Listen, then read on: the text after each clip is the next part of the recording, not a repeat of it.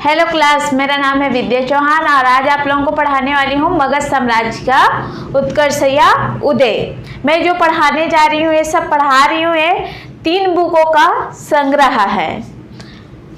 इतना बेसिक से, इतना डिटेल से शायद ही कोई पढ़ाया होगा।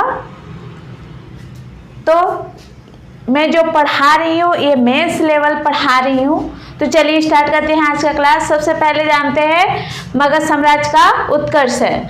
तो मगध साम्राज्य, इसकी जानकारी, इसकी लिखित जानकारी मिलती है अथर्ववेद से।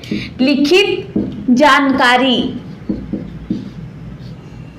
मगध साम्राज्य की लिखित जानकारी मिलती है अथर्ववेद से। अथर्ववेद से सबसे नवीनतम वेद है, 4 वेद हैं, ऋग्वेद है, सामवेद, यजुर्वेद और अथर्ववेद। अथर्ववेद है सबसे नवीनतम वेद और ऋग्वेद है सबसे प्राचीनतम वेद। ऋग्वेद में औषधि टोटका के बारे में जानकारी मिलती है। अथर्ववेद है सबसे नवीनतम वेद। इसी में मगध साम्राज्य की जानकारी मिलती है।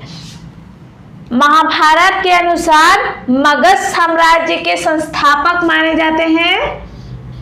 महाभारत के अनुसार मगध साम्राज्य के संस्थापक माने जाते हैं बृहदत्त को।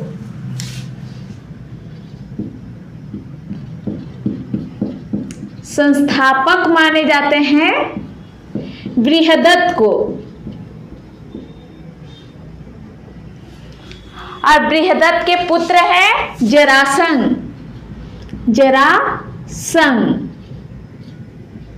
और जरासंध के पुत्र हैं रिपुंजय। इनकी पुराणों में ऐतिहासिक जानकारी नहीं मिलती है कि इन्होंने शासन किया है। महाभारत के अनुसार संस्थापक माने जाते हैं बृहदत्त और अंतिम शासक माने जाते हैं रिपुंजय। बृहदत्त के पुत्र हैं जरासंध और जरासंध के पुत्र हैं रिपुंजय।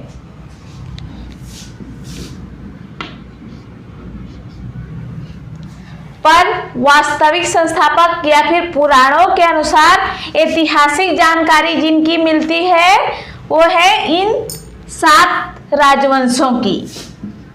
7 राजवंशों की पुराणों के अनुसार ऐतिहासिक जानकारी मिलती है कि इन्होंने शासन किया है। 7 राजवंशों की जानकारी मिलती है।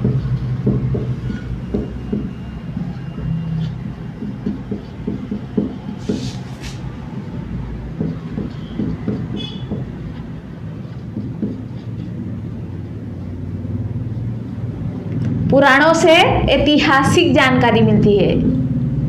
ऐतिहासिक पुराणों से ऐतिहासिक जानकारी मिलती है 7 राजवंशों की। अब मगध साम्राज्य के संस्थापक माने जाते हैं बिंबिसार को ऐतिहासिक जानकारी के अनुसार, और महाभारत के अनुसार बृहदत्त को माना जाता है। यह है 7 राजवंश जिन्होंने मगध पर शासन किया था। सबसे पहला है हर्यक वंश, दूसरा है शिशुनाग वंश, नंद वंश, मौर्य वंश, शुंग वंश, कण्व वंश और सातवाहन वंश। इनका ट्रिक है हसीन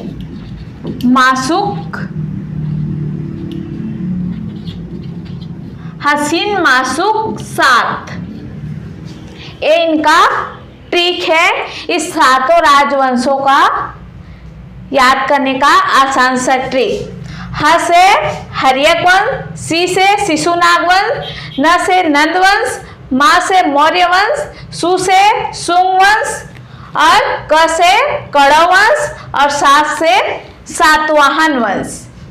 बस इतना को याद कर लीजिए, आपको 7 राजवंश आसानी से याद रहेगा। तो देखते हैं हर्यक वंश को। सबसे पहले 544 ईसा पूर्व या फिर बीसी बोल सकते हैं। 544 ईसा पूर्व से 412 ईसा पूर्व। शिशुनाग वंश 412 से 344 ईसा पूर्व। नंद वंश 344 से 322। मौर्य वंश 322 से 184 और शुंग वंश 184 ईसा पूर्व या फिर किसी किसी बुक में 185 ईसा पूर्व दिया है। कौरव वंश 73 ईसा पूर्व या फिर 75 ईसा पूर्व। सातवाहन वंश का काल है 60 ईसा पूर्व से 240 ईस्वी तक। अब देते हैं हर्यक वंश में किन किन राजाओं ने शासन किया है। तो सबसे पहला है बिंबिसार। मगध साम्राज्य के संस्थापक हैं बिंबिसार। उसके पुत्र हैं अजातशत्रु। उसके पुत्र हैं उद्दाइन और उद्दाइन के 3 पुत्र हैं अनिरुद्ध, मुंडक और नागदशक। हर्यक वंश को पितृहंता वंश भी कहते हैं। पितृहंता वंश इसीलिए कहा जाता है क्योंकि इन तीनों ने बिंबिसार, अजातशत्रु और उद्दाइन ने अपने अपने पिता की हत्या करके गद्दी प्राप्त की है। इसीलिए हर्यक वंश को कहते हैं पितृहंता वंश। जबकि अंतिम शासक हैं नागदशक और नागदशक ने अपने पिता की हत्या नहीं की थी। यही एक शासक है, अंतिम शासक है ये नागदशक। इन्होंने अपने पिता की हत्या नहीं की थी। उद्दाइन ने अपने बेटे को गद्दी सौंप दी थी क्योंकि उनको इतिहास पता था। बिंबिसार की हत्या की थी अजातशत्रु जो उनके पुत्र हैं। अजातशत्रु ने उनकी हत्या कर दी और अजातशत्रु की हत्या की उद्दाइन ने। और उद्दाइन के 3 पुत्र हैं अनिरुद्ध, मुंडक, नागदशक। नागदशक की हत्या कर देते हैं उनके सेनापति शिशुनाग और नए वंश की स्थापना करते हैं शिशुनाग वंश। ये हैं शिशुनाग नागदशक के सेनापति। शिशुनाग वंश 412 ईसा पूर्व से 344 ईसा पूर्व शासक है शिशुनाग वंश। शिशुनाग, कालाशोक और नंदीवर्धन की हत्या कर देते हैं महापद्मानंद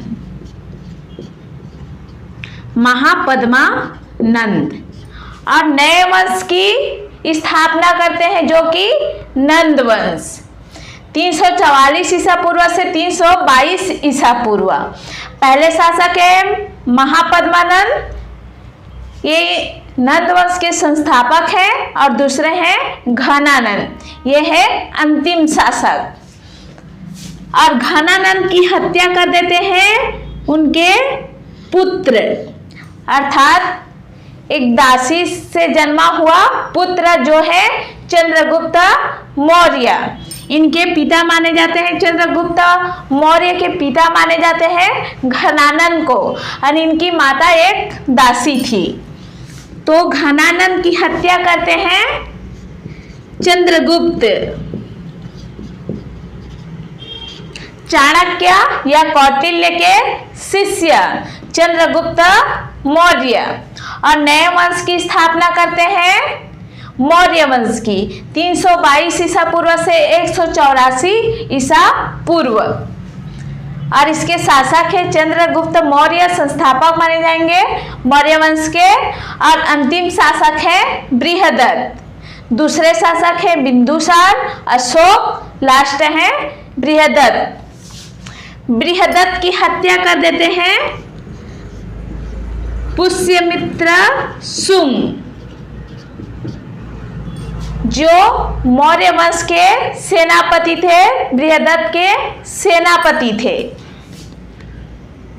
पुष्यमित्र शुंग बृहदत्त की हत्या कर देते हैं और नए वंश की स्थापना करते हैं शुंग वंश की, जिनका काल है 184 ईसा पूर्व या फिर 185 ईसा पूर्व। संस्थापक है पुष्यमित्र शुंग अग्निमित्र, वसुमित्र, देवभूति, ये है अंतिम शासक देवभूति। और देवभूति की हत्या कर देते हैं वासुदेव कणव। वासुदेव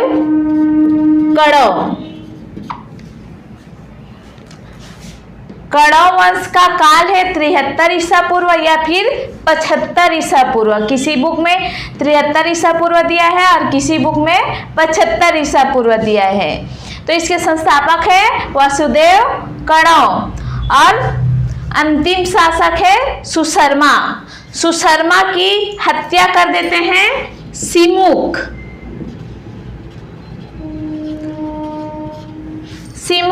और नए वंश की स्थापना करते हैं सातवाहन वंश की, जिनका काल है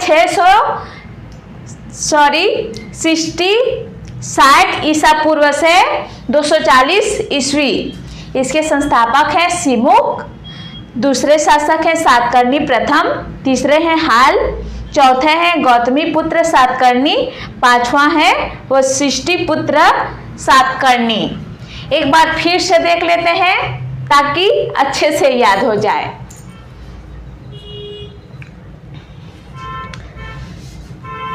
मगध साम्राज्य की लिखी जानकारी मिलती है अथर्ववेद से। महाभारत में मगध के संस्थापक माने जाते हैं बृहदत्त को, जिनके पुत्र थे जरासंध, और जरासंध के पुत्र थे रिपुंजय। रिपुंजय को अंतिम शासक माना जाता है। इनकी ऐतिहासिक जानकारी नहीं मिलती। ऐतिहासिक जानकारी मिलती है इन 7 राजवंशों की पुराणों से। मगध साम्राज्य के संस्थापक माने जाते हैं बिंबिसार को। पुराणों से ऐतिहासिक जानकारी इनकी मिलती है। ये है 7 राजवंश। ये है इनका ट्रिक, हसीन मासुक 7। ह से हर्यक वंश, सी से शिशुनाग वंश, न से नंद वंश, मा से मौर्य वंश, उसके बाद है सु से सुंग वंश, क से कणव वंश, सात से सातवाहन वंश।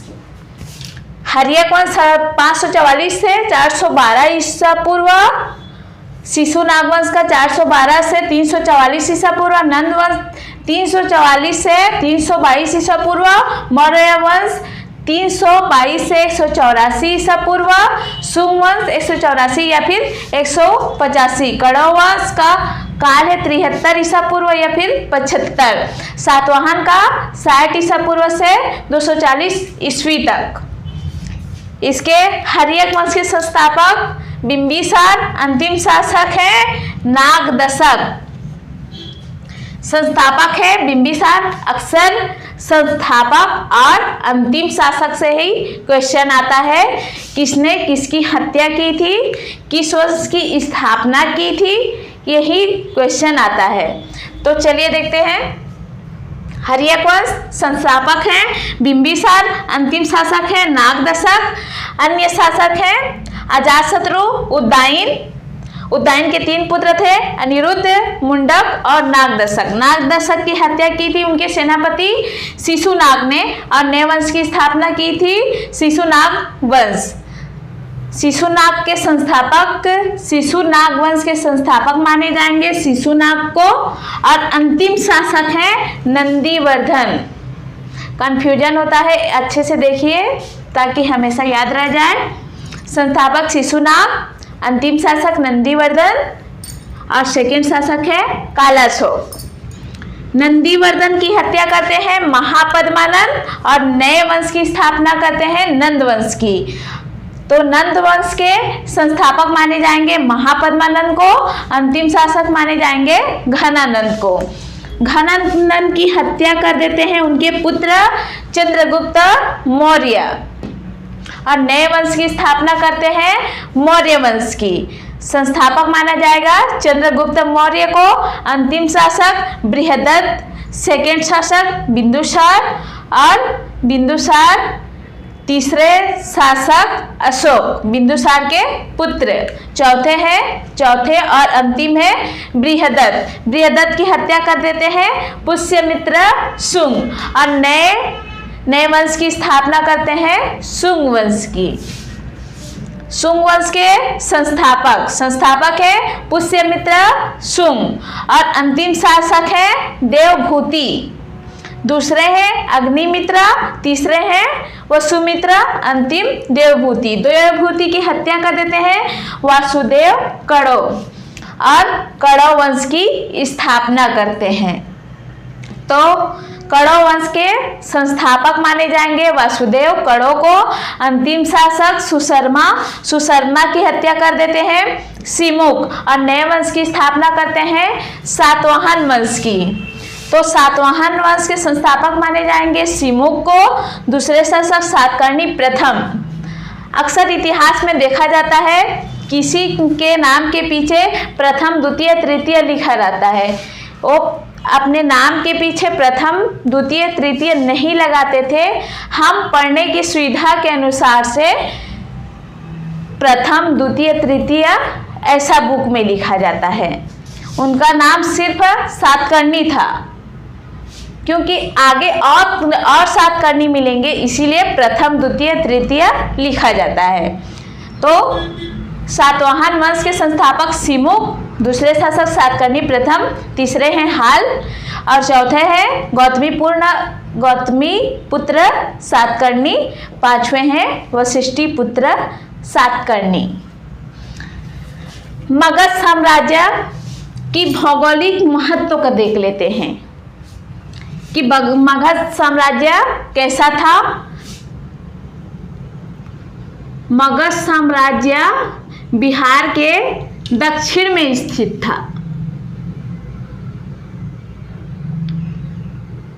रफली टाइप बना लेते हैं इंडिया का मैप कुछ इस टाइप से। यहाँ पर है बिहार के दक्षिण साइड में है मगध साम्राज्य। मगध साम्राज्य है बिहार के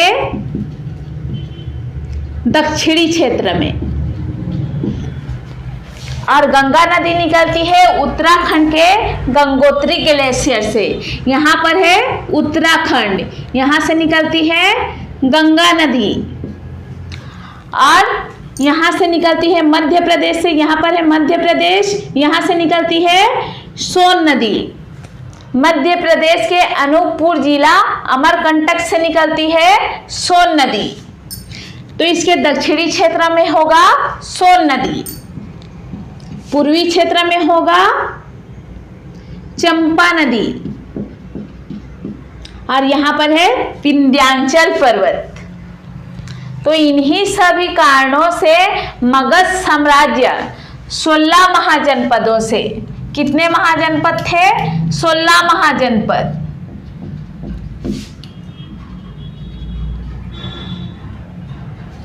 महाजनपद अर्थात राज्य भी बोल सकते हैं इसको अभी की दृष्टि से देखें तो 16 महाजनपदों से मगध साम्राज्य, मगध एक साम्राज्य उभर कर निकला। गंगा सोन दोआब के कारण यहाँ का क्षेत्र उपजाऊ बन गया। यहाँ का मुख्य व्यवसाय कृषि, अर्थव्यवस्था का जरिया कृषि बन गया। और राजगृह, मगध साम्राज्य की एक राजधानी है राजगृह। यहाँ पर है लोहे का खदान क्षेत्र, लोहे का खदान क्षेत्र, जहां से युद्ध के लिए औजार की प्राप्ति होती थी। और इस क्षेत्र में बड़ी संख्या में हाथी प्राप्त होते थे, जिनका उपयोग भी युद्ध के लिए करते थे। अर्थव्यवस्था की दृष्टि से मगध साम्राज्य 16 महाजनपदों से उभर कर निकला। सबसे शक्तिशाली साम्राज्य जो था वो है मगध साम्राज्य। चलिए देखते हैं एक एक वंश को, हर्यक वंश को, शिशुनाग वंश को, इन सब को डिटेल से देखते हैं। अब देखते हैं हर्यक वंश के सारे शासकों को। तो हर्यक वंश या फिर मगध साम्राज्य के संस्थापक हैं बिंबिसार।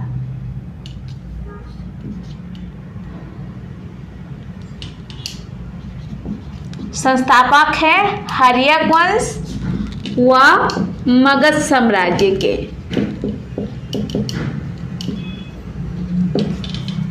हर्यक वंश का काल है 544 ईसा पूर्व से 412 ईसा पूर्व, जबकि बिंबिसार का काल है 544 ईसा पूर्व से 492 ईसा पूर्व। लगभग 52 साल का शासनकाल इनका रहा।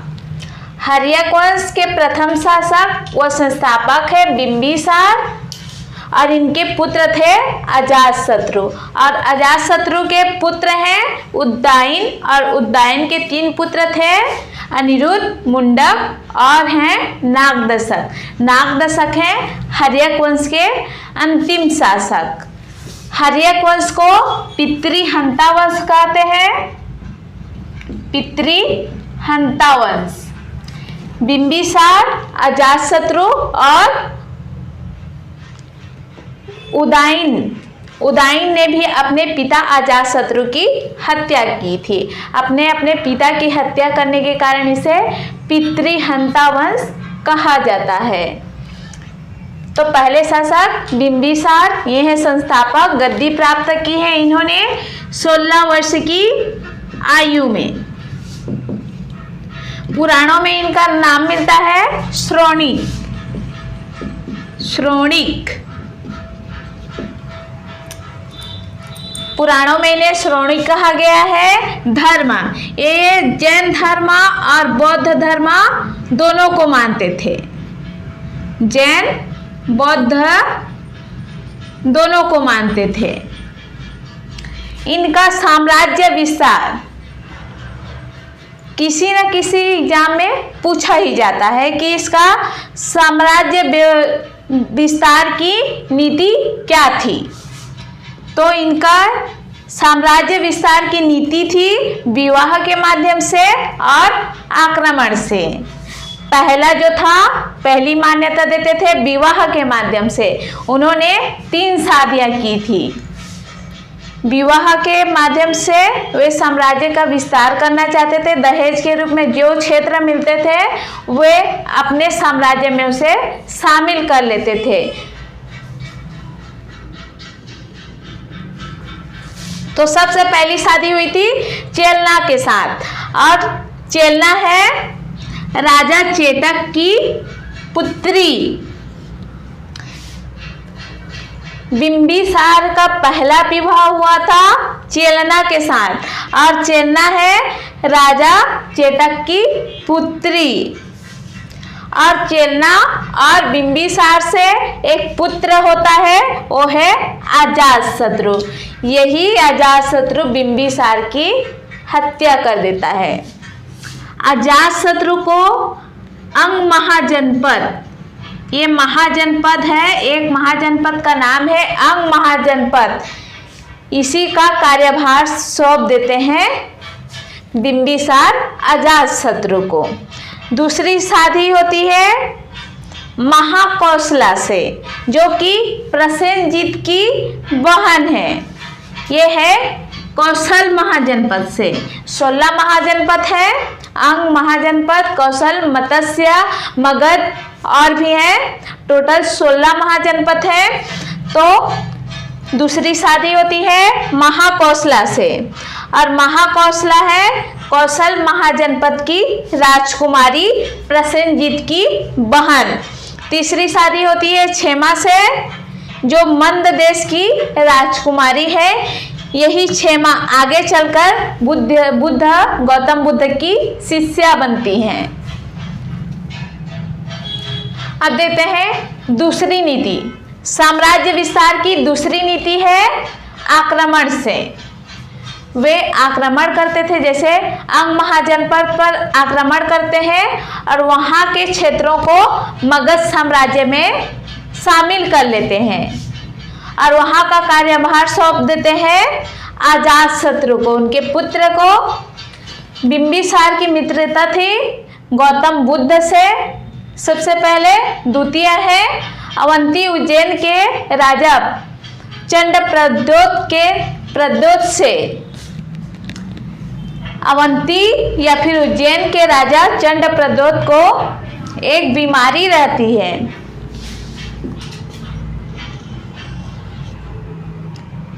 जिसका इलाज कोई नहीं कर पाता है। तो बिंबिसार अपने दरबारी वैद्य, जिनका नाम है जीवक, एग्जाम में पूछा जाता है इनके दरबारी वैद्य कौन थे, तो इनके दरबारी वैद्य का नाम है जीवक। यही भेजते हैं इन्हें अवंती चंडप्रद्योत की इलाज करने के लिए।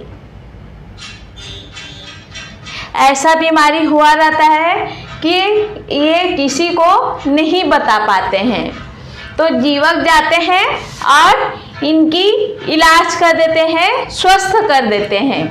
तो इनकी मित्रता, अवंती के राजा की मित्रता बिंबिसार से गहरा हो जाता है।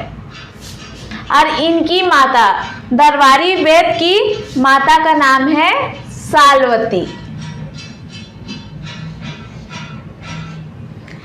बिंबिसार ने अपनी राजधानी बनाई थी गिरिव्रज को, गिरिव्रज। इनकी मृत्यु कर देते हैं अजातशत्रु। अब ये 52 साल शासन कर चुके रहते हैं, तो अजातशत्रु बोलते हैं मुझे भी शासन करना है, मुझे भी गद्दी में बैठना है। तो बिंबिसार इनकी बातों को अनदेखा कर देते हैं। तो अजातशत्रु गद्दी पर बैठने के लिए अपने पिता की हत्या कर देते हैं और गद्दी पर बैठ जाते हैं। तो इनकी मृत्यु इनके ही पुत्र अजातशत्रु के द्वारा होता है, इसीलिए इसे पितृहंता वंश कहा जाता है। एक बार फिर से देख लेते हैं सरसरी तौर से, ताकि आपको याद ही हो जाए। हर्यक वंश काल है इनका 544 से 412 ईसा पूर्व। इसके प्रथम शासक है बिंबिसार। ये है संस्थापक हर्यक वंश मगध साम्राज्य के, जिनका काल है 544 ईसा पूर्व से 492 ईसा पूर्व। लगभग 52 साल का शासनकाल रहा इनका। संस्थापक है हर्यक व मगध साम्राज्य का। गद्दी पर बैठे ये 16 वर्ष की आयु में। पुराणों में इनका नाम है श्रोणिक। धर्म ये जैन और बौद्ध दोनों को मानते थे। साम्राज्य विस्तार की नीति थी इनका, इम्पोर्टेंट है, विवाह के माध्यम से और आक्रमण के माध्यम से। चलना से पहला साधी, दूसरा है महाकौशला से और तीसरा है क्षेमा से। चलना और में बिंबिसार से पुत्र होता है अजातशत्रु, जिनको बिंबिसार अंग महाजनपद को सौंप देते हैं, अंग महाजनपद को संभालने की जिम्मेदारी देते हैं। और दूसरा नीति है साम्राज्य विस्तार की, आक्रमण के माध्यम से अंग महाजनपद को जीतकर अंग महाजनपद को मगध साम्राज्य में शामिल कर लेते हैं। उसके बाद है बिंबिसार की मित्रता गौतम बुद्ध से, बौद्ध धर्म के संस्थापक गौतम बुद्ध से। द्वितीय अवंती के राजा चंडप्रद्योत से। इनको लाइलाज बीमारी हुई रहती है।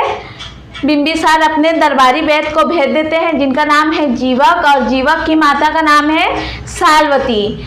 जीवक इन्हें स्वस्थ कर देते हैं चंडप्रद्योत को, और चंडप्रद्योत और बिंबिसार की मित्रता गहरी हो जाती है।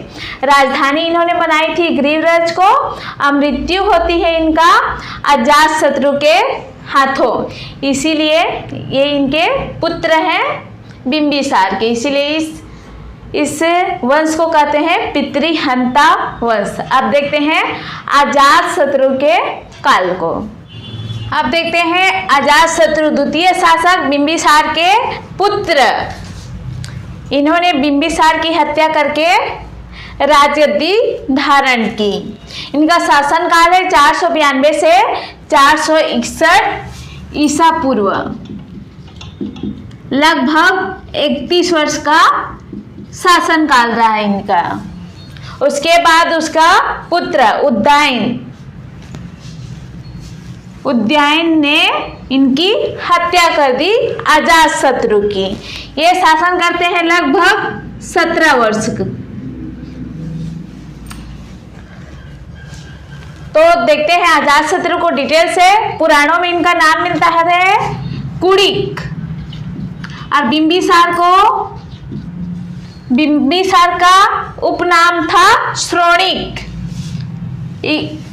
इस नाम से क्वेश्चन आता है कि किसका क्या नाम था। तो बिंबिसार का नाम था श्रोणिक और अजातशत्रु का कुड़िक, और नागदशक का नाम था दर्शक। नागदशक का नाम था दर्शक। इन्होंने राजधानी बनाई थी राजगृह को।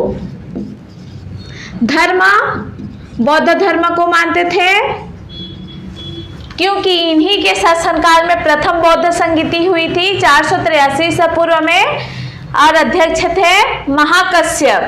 8वें वर्ष में गौतम बुद्ध को महापरिनिर्वाण की प्राप्ति हुई थी, अर्थात गौतम बुद्ध की मृत्यु हुई थी 8वें वर्ष में। तो 8वें वर्ष में गौतम बुद्ध को महापरिनिर्वाण की प्राप्ति हुई थी।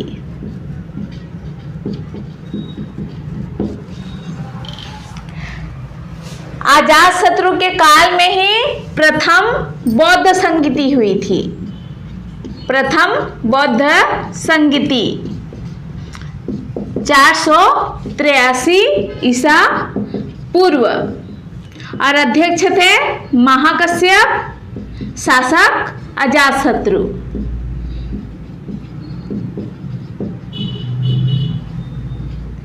अध्यक्ष महाकश्यप। अजातशत्रु के काल में ही 2 हथियारों का प्रयोग युद्ध में किया जाने लगा। जो है, पहला है रथ मुसल, और दूसरा है महाशिला कंटक। इन हथियारों का प्रयोग किया जाता था। स्तूप भगवान गौतम बुद्ध के कुछ अवशेषों को लेकर राजगृह में एक स्तूप का निर्माण भी करवाए थे। स्तूप बनवाए थे राजगृह में गौतम बुद्ध के कुछ अवशेषों को लेकर। इनकी नीति थी ठीक इनके पिता के विपरीत। बिंबिसार जो इनके पिता थे उनकी नीति थी, साम्राज्य विस्तार की नीति थी, विवाह और मित्रता। मुख्य रूप से 2 नीति थी। इन दोनों नीतियों को छोड़कर इन्होंने जो नीति अपनाई वो है युद्ध की नीति।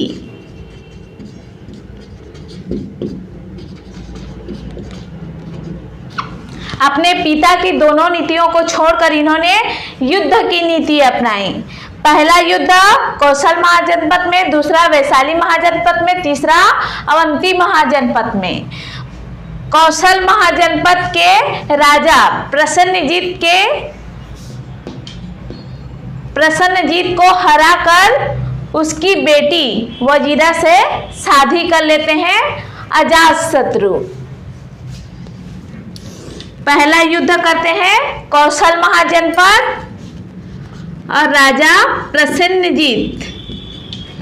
प्रसन्नजीत को हराकर इनकी बेटी थी वजीरा, इससे शादी कर लेते हैं अजातशत्रु। उसके बाद दूसरा युद्ध करते हैं वैशाली महाजनपद में। यहीं पर दोनों हथियार का प्रयोग करते हैं, रथ मुसल और महाशिलाकंटक। वैशाली महाजनपद में ही दोनों हथियारों का प्रयोग होता है, रथ मुसल और दूसरा है महाशिलाकंटक।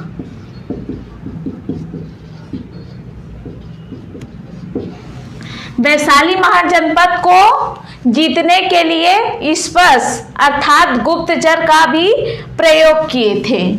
यह नीति गुट युद्ध कहलाता है।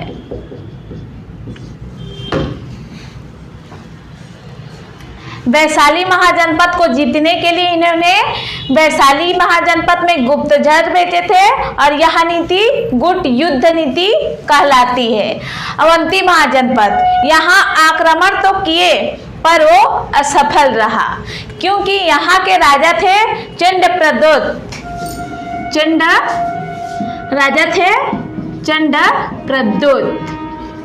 जो बिंबिसार के मित्र थे। बिंबिसार ने ही अपने वैद्य जीवक को भेजकर इनका इलाज करवाया था, पर अजातशत्रु यही अवंती महाजनपद में यहाँ राजा चंद्रप्रद्योत पर आक्रमण कर देते हैं। पर चंद्रप्रद्योत आक्रमण से पहले ही अपने किला की घेराबंदी करवा देते हैं।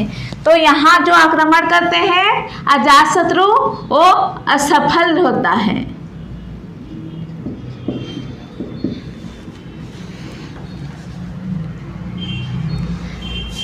अजातशत्रु की मृत्यु, उनके ही पुत्र, इनकी मृत्यु होती है इनके ही पुत्र उदयन के हाथों। उदयन बोलता है अब कितना राज करोगे, अब मेरी बारी है बोलता है। पर अजातशत्रु इतिहास से कुछ नहीं सीखता है, इतिहास दोहराता जरूर है बोलते हैं। अजातशत्रु कुछ नहीं सीखता है, तो उदयन भी अजातशत्रु की हत्या करते हैं, ठीक उसी प्रकार जिस प्रकार अजातशत्रु ने बिंबिसार उनके पिता की हत्या की थी। इसीलिए इस वंश को कहते हैं पितृहंता वंश, हर्यक वंश। अब देखते हैं उदयन को। तीसरे शासक हैं हर्यक वंश के या फिर पितृहंता वंश के। इन्होंने मात्र 17 वर्ष शासन किया। उसके बाद उन्होंने अपने पुत्र नागदशरथ को अपना कार्यभार सौंप दिया, अब तू संभाल। तो इन्होंने अपनी राजधानी बनाई पाटलिपुत्र को। ये राजधानी से क्वेश्चन आता है कि उदयन ने कौन सी राजधानी और कौन सा शहर बसाया था। अजातशत्रु ने अपनी राजधानी किसे बनाया था, बिंबिसार ने अपनी राजधानी किसे बनाया था। तो उदयन ने पाटलिपुत्र शहर बसाया था,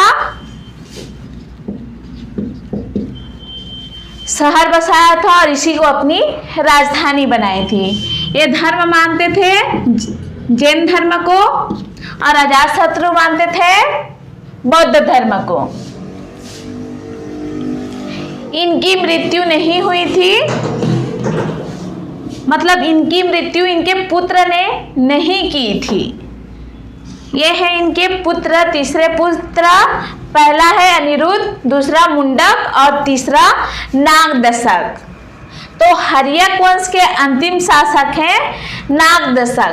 पुराणों में इनका नाम मिलता है दर्शक और इनके सेनापति थे शिशुनाग। नागदशक ने तो अपने पिता उदयन की हत्या नहीं की थी, पर इनके सेनापति शिशुनाग ने नागदशक की हत्या कर दी थी और नए वंश की स्थापना की थी, वो है शिशुनाग वंश। तो एक बार फिर से रिवाइज कर लेते हैं ताकि आपको अच्छे से याद हो जाए। इम्पोर्टेंट टॉपिक है। अजातशत्रु शासनकाल है 492 से 461 ईसा पूर्व।